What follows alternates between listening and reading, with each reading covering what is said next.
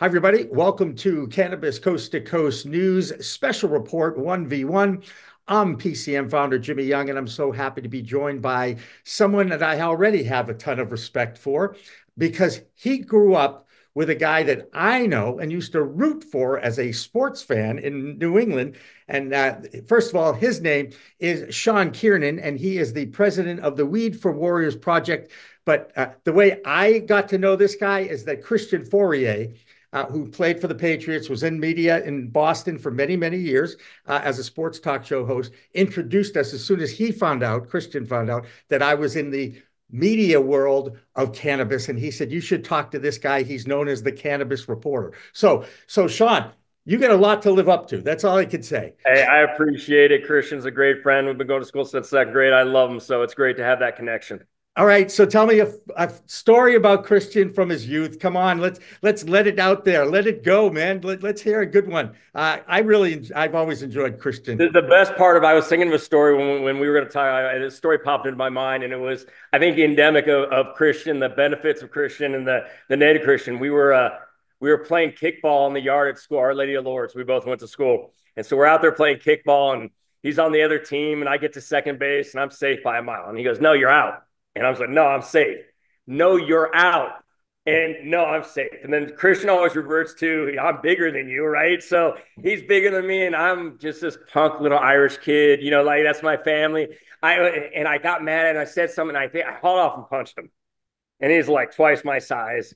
And he never swung at me. Christian was never a swinger. You just saw his face like you didn't do what you just did. And he grabbed me and flipped me. And I must have, I did the somersault in the air and landed on the ground. And we're still going at it. And here comes Miss Marks, our fifth grade teacher, marching towards us. And I think, okay, I'm done. I punched him first. I'm getting in trouble. They're going to send me home from school. My dad's going to come and beat me. My dad was an old school father, and whatever. And literally, she just goes up to Christian, starts yelling at Christian, Sean, go back to class. Why? Because because he got judged because he was the bigger person. He shouldn't, no one saw, I don't know if she saw me punch him first or she just saw the flip.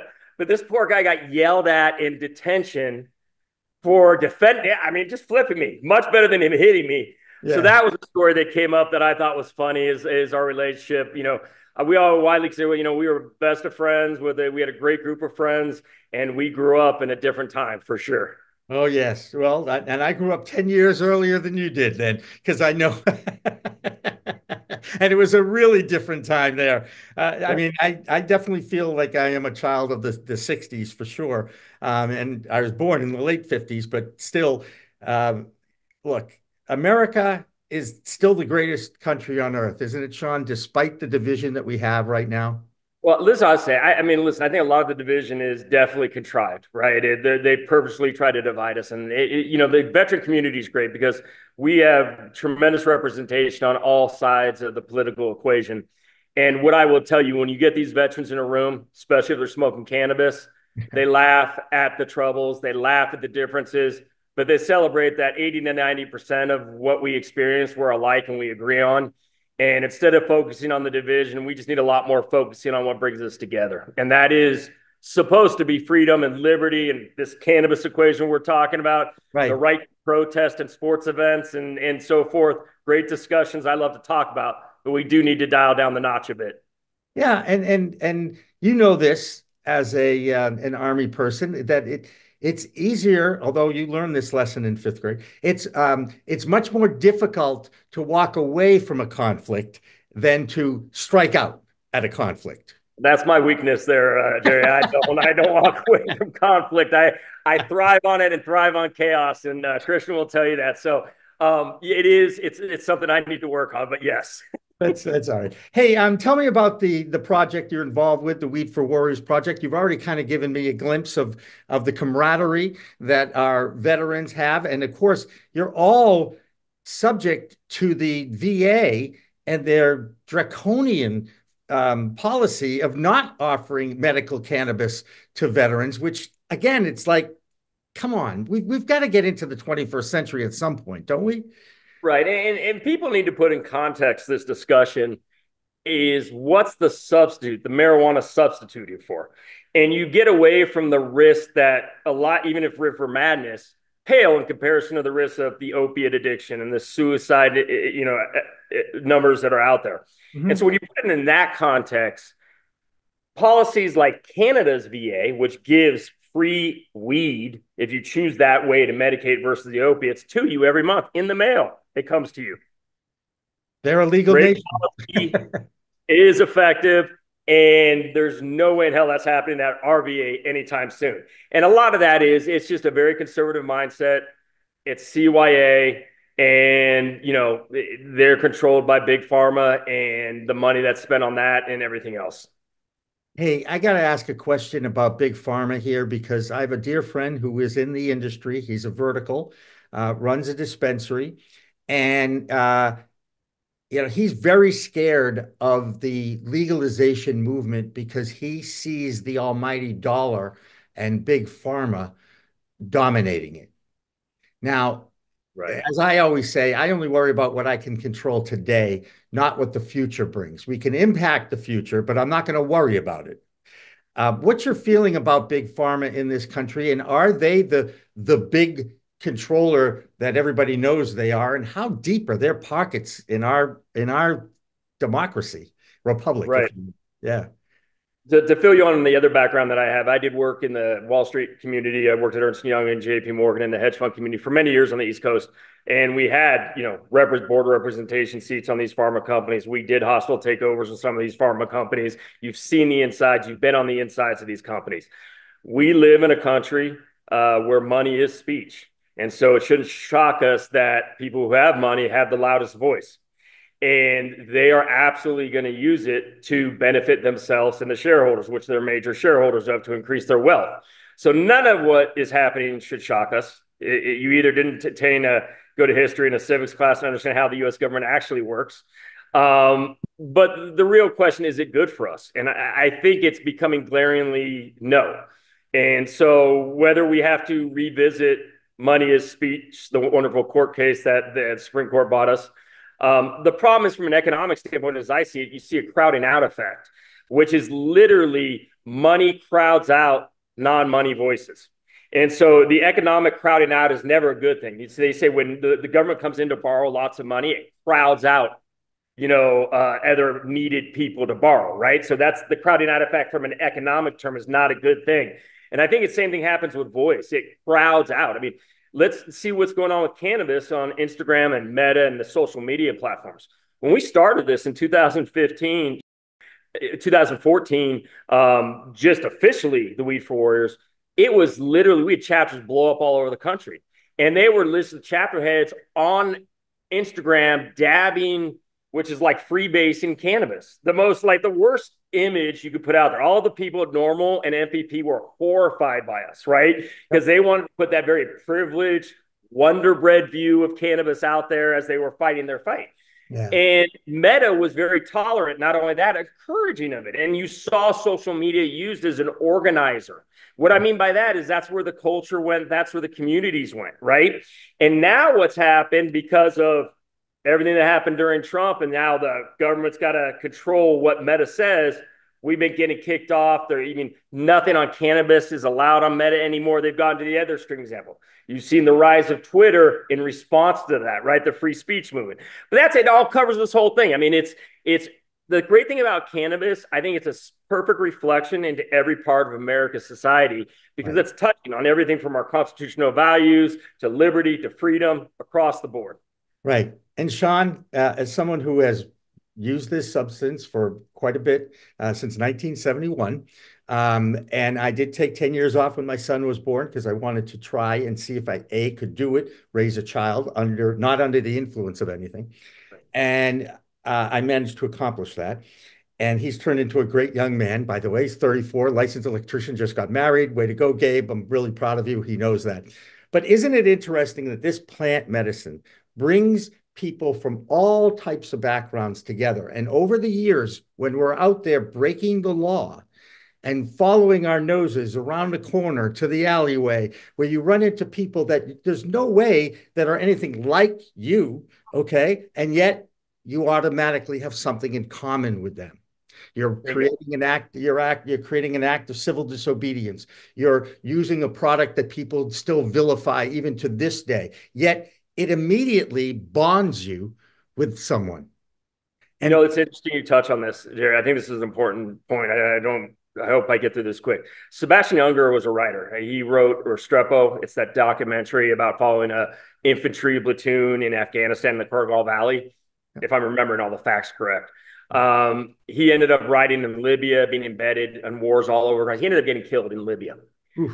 He wrote a book, and he was embedded with our soldiers in Afghanistan and Iraq. And he read a book, and what he noticed is people try to make sense of this mental illness that is so prevalent in society today. PTSD, call it whatever you want, right? Yep. We like to name these things, but it's just a myriad of symptoms, and we name them different things depending on how they're clustered. And what he saw with the vets is you took them, they were in a platoon in the Kurgal Valley or in a platoon in Iraq, you know, supporting the Navy SEALs or whatever, support, frontline, whatever it is. The intensity of the connections of these individuals with each other, the intensity of the events around them creates a bond that he likened to a wolf pack. And then what we do in these vets is we dump them into a society that separates everybody and keeps everyone separate because we don't want any cooperation because that may give rise to something we don't want, right? And that's the disconnect of what's going on. And what's interesting, you just touch upon, is the community. And so what we Warriors got famous for when we started was chapter meetings. Every place we had a chapter, every 30 days was our requirement, get vets together. Literally. You know, Mark would go literally slaughter a pig. He's my partner at one of our vets' house. We'd rotisserate at the chapter. Everyone would bring potluck together, bring stuff together, and we'd smoke, have a lot of free weed there. And everyone would leave with a bag of free weed. And this happened in California because Prop 215 at the time said you could grow if you had patience. Right. So every chapter meeting, growers in the community would come and say, hey, here's a half a pound of my new stuff. Here's a pound. Here's a couple ounces. I don't have much more. We didn't care, right? Oh, here's some RSO I made off my grow, came in, and we divided it up in bags and we gave it out to all the veterans. That's what we became famous for. And what they got in return, when they got arrested, 100 vets were showing up at the jail saying, he's growing for us. And the judge would go, booted, kicked out. It was a wonderful, no government involvement, free market of the community coming together. And so this always raised the question, is it the cannabis that heals or is it the community that's healing? And it's my view after many decades of very intense observation of a tremendous number of anecdotal examples. Yep. That's the community. And that's what we're lacking in our society today is the community. They're keeping us divided on purpose. And that's what we talked about on first. And cannabis brought people together because you immediately understood a shared value concept where trust was built, and that trust built everything else. You know, it's an interesting observation I've had. I've lived in the literally very bad areas in Central America. I've lived, I was poor living in San Francisco, going to school in LA and all this stuff, and living in Panama and all of it. And I've lived in very affluent communities in New Canaan. And one thing I will tell you, people are much happier in the poorer communities, even if they're miserable without money. Why? Because they depend on each other. They depend on the connections that they must forge to survive. And that is something when you live behind your gates in your community in places like New Canaan or Greenwich, Connecticut, you don't have. You're surrounded by a bunch of yes people who want your money. Yeah, it's interesting. That's a great observation. And I love hearing this because it does kind of go to what drives me to keep this thing going, because the anecdotal evidence of the impact that this plant has had on people's lives is so overwhelming. And then you get the science and the research that continues to evolve once we start loosening up some more of the laws that are out there that control the money that is the speech. Is that what you said? Money is speech? Money is talk? Yeah. Yeah. That's what the Supreme Court told us. Yeah. So I haven't quite figured that one out because I do make a lot of talking. I do a lot of talking. Well, but the other side of that has never come this way, let's just say. Well, right. And we're talking about for-profit media, right? I remember a day in the 70s. I remember the discussion about the now un-PC term, Chinese wall, you're not supposed to say, right? Was something that was lauded, was love. You had this wall between the news organization that was a social responsibility and the advertising dollars that collapsed in the 80s, right? It was the Reagan Revolution, privatize everything, get rid of government. The almighty invisible hand will guide everything. True, but not true all the time, right? And so what we're dealing with is it's perspectives, and there's a lot of lack of perspectives at the table that I've seen both in government and when policy is discussed.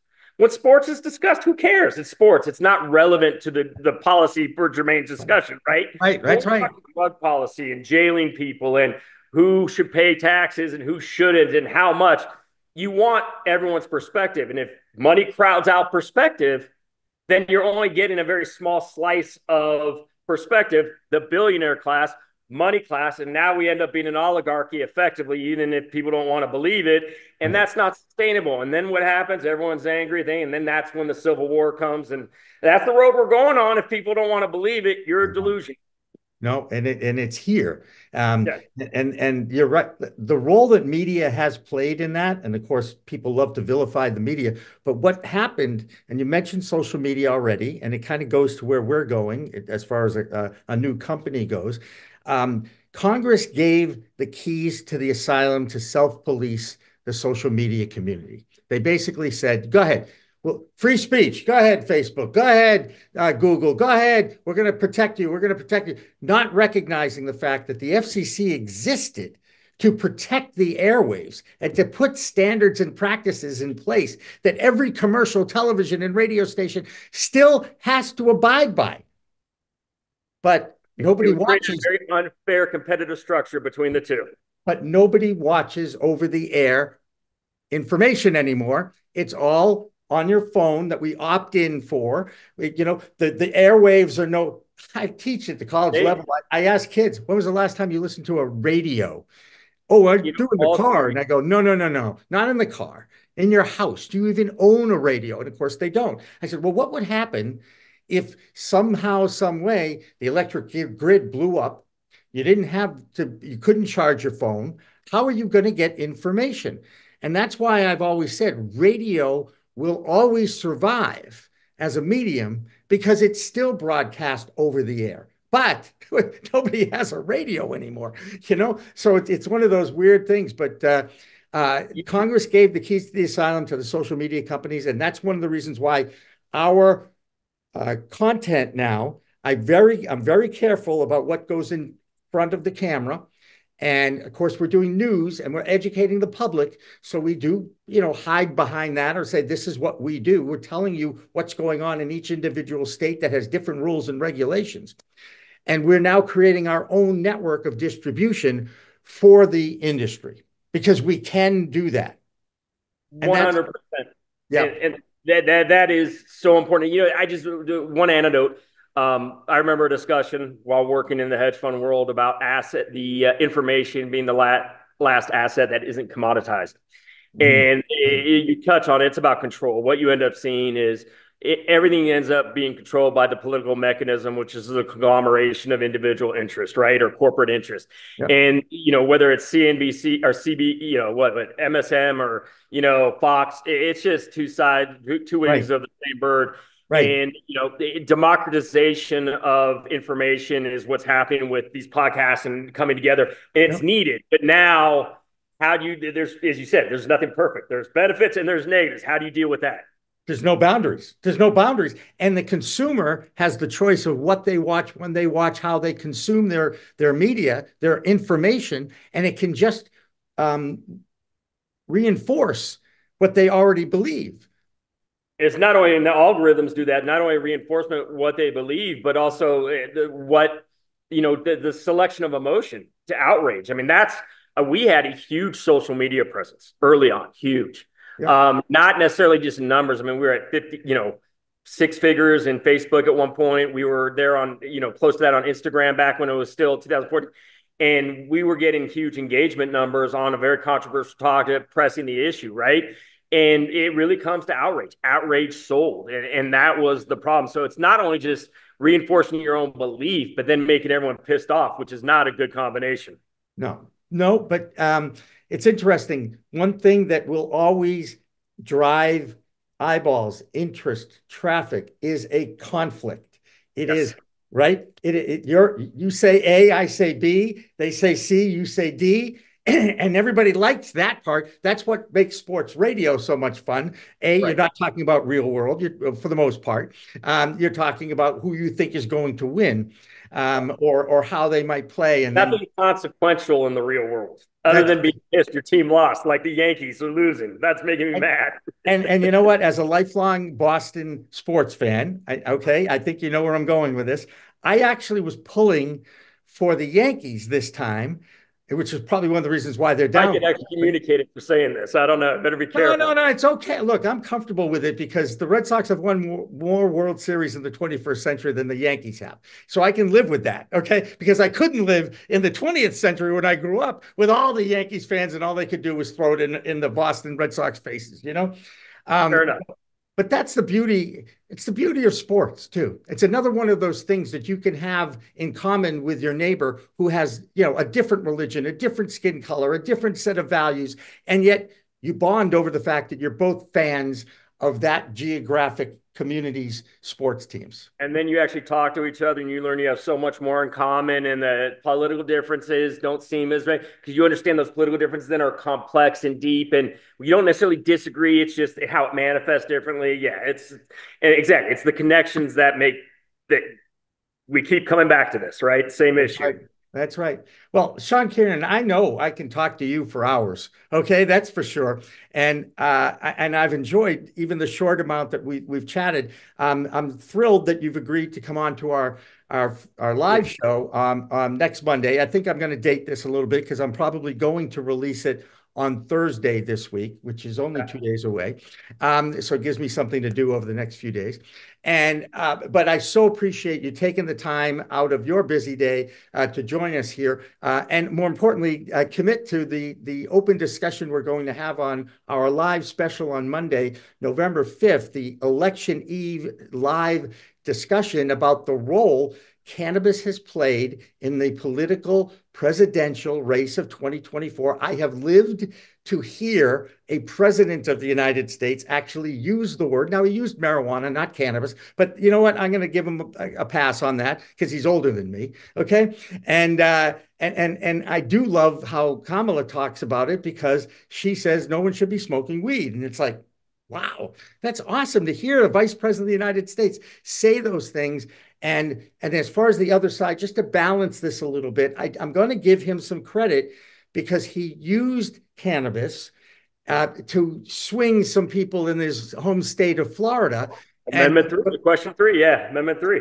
question 3, and go against the governor of that state, who is, I'm glad that he didn't win the nomination, even though I wasn't thrilled that Trump is back in our news again. But that's, again, where I live and my impact, my own feelings. But we'll get more into this, I think, on Monday Night Live, which will be a lot of fun. So, Sean Kiernan, first of all, how do people find out about the Weed for Warriors project? I'm going to guess Google finds you, because I have. You can find us webpage, wfwproject.org, Whiskey, Foster Whiskey, project.org, or social media. Weed for Warriors on Instagram is our most active site. Meta's a disaster, got suspended. So you can find us on Instagram. You know what? That's wrong. I'm sorry. This is one of the reasons We why had our account deleted, so much oh wrong. my. But listen, our government has said that private companies have a right to censor anything they want on their platform. Now, my question is, even if it's at the behest of the government, telling them to censor it, that's where I got. But you know what? I'm not a lawyer. My daughter just graduated. Pothead's daughter just graduated UCLA. She's going to law school. So Love that. be a better Love parent. And by the way, whenever anybody asks me about the best investment in the cannabis space, I go invest in a good law firm because they're going to win no matter what happens. I've told one of the lawyers at MedMen the day he got his, I said, sell this stuff as quickly as possible. I'm on record saying this thing's not going to work out. We could talk about that more. Big fan of legalization, a lot of great things, but there's some things that need to be fixed. That's right. Absolutely. That's Sean Kiernan from the Weed for Warriors Project. I'm Jimmy Young, the founder of PCM. We'll have more of Cannabis Coast to Coast news as we continue here on PCMTV. We are Pro Cannabis Media. I think I messed up. Did you know there's a place that covers all the cannabis news you need? Welcome to Pro Cannabis Media, your go-to for all things cannabis. PCM is the CNBC of weed, bringing you the latest news and talk shows with a twist. We've got 16 state correspondents and multimedia journalists from around the US and Canada. Hey everybody, it's Brandon Jones with Be Green Distribution with the Missouri Cannabis Report. I'm Karen Black from Green Finger Consulting with the Arizona Cannabis Report. I'm Amy Carter from Michigan Weedsters. Andrew Behringer here reporting from Washington, D.C. Debbie Fazy with the Canadian Toke of the Week. It all started back in 2018 when founder Jimmy Young kicked off the In the Weeds podcast. His mission? Documenting the fight to end cannabis prohibition. Fast forward to today and we've got Cannabis Coast to Coast with Elena Pinto, delivering the nation's only TV-style cannabis news show. Hi everyone, welcome to another edition of Cannabis Coast to Coast News, Pro Cannabis Media's weekly roundup of the news from the industry. I'm Elena Pinto. As of August 2024, PCM has racked up over 1.2 million views and 14.5 million impressions on our YouTube channel. With 15,000 subscribers and growing, our reach is spreading like wildfire. PCM's website, YouTube, Rumble, Discord, Roku, Twitch, Spotify, iHeartRadio, Apple Podcasts, and even our very own PCMTV app. Get your cannabis news fix with Pro Cannabis Media. We're here to keep you informed and entertained. Stay tuned and stay lifted.